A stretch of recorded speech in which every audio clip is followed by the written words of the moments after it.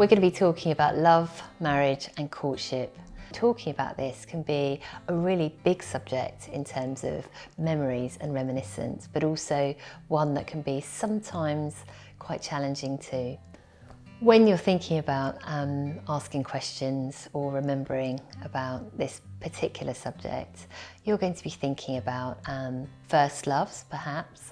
You might be thinking about marriages you've attended, weddings you've been to. You might think about your own family's experiences. These days, often we talk about things like divorce and separation. But there's also, sadly, death can be something that separates couples too. So we're going to be looking at different kinds of questions you can ask and things that make us happy, but also allow a little bit of time to think about some sadness for lost loves too. And also remember that not everyone loves in the same way or loves the same kinds of people. So firstly, you might want to think about first love. You might want to think about making a list, either on your own or in your group or with friends and family, where you think about where you used to go to meet people. Did you used to go to the local youth club? Did you go to the cinema? Were there big groups of you who used to mingle? Were there dances to go to? Maybe you met in the local park. That might have been a good and easy place to meet, or the bandstand. The pub is a popular place to meet. Perhaps you met at a dance. Maybe that was something that was popular, or even some youth group, even church perhaps. There are hundreds and thousands of songs on the topic of love.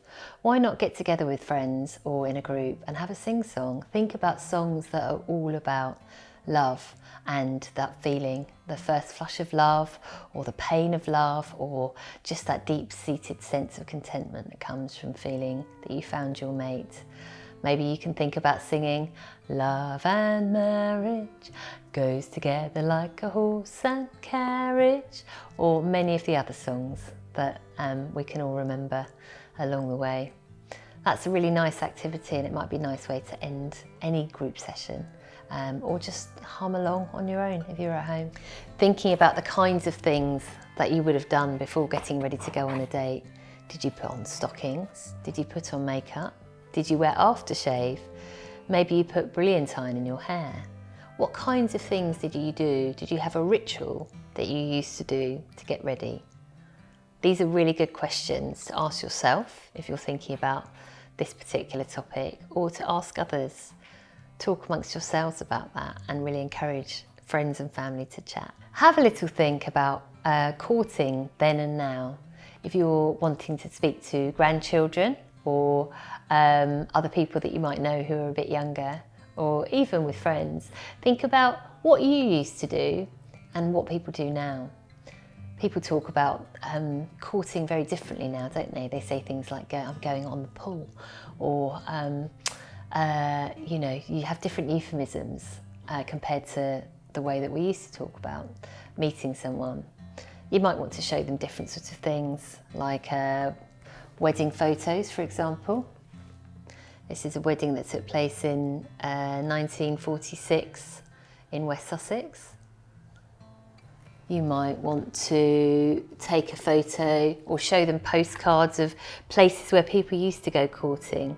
This is one of Brighton Pier in probably about the 1920s or 1930s.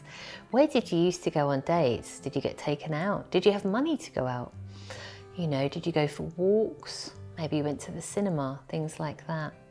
So it's really good to maybe have a little look through your photo album and see what you can use as a prompt.